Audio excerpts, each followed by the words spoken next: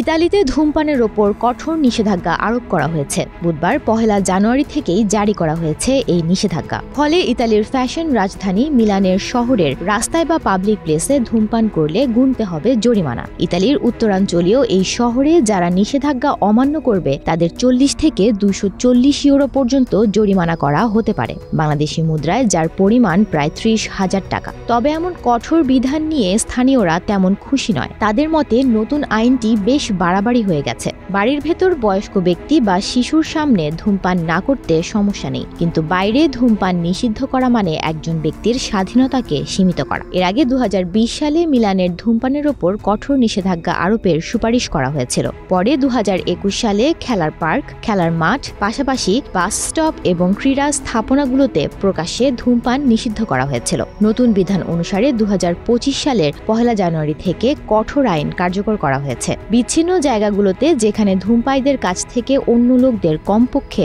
10 metre দূরত্ব বজায় রাখা সম্ভব, সেখানেই শুধুমাত্র ধূমপান করা যাবে। এ ব্যবস্থার অন্যতম উদ্দেশ্য হচ্ছে শহরের বাতাসের গুণগত মান উন্নয়ন করা, নাগরিকদের স্বাস্থ্য রক্ষা, পাবলিক স্পেসে পরোক্ষ ধূমপান থেকে সুরক্ষা সহ শিশুদের শ্বাসকষ্ট থেকে রক্ষা করা। মূলত পরোক্ষ ধূমপানের কারণে মৃত্যুহার বিগত সময়ের তুলনায় বেড়ে যাচ্ছে।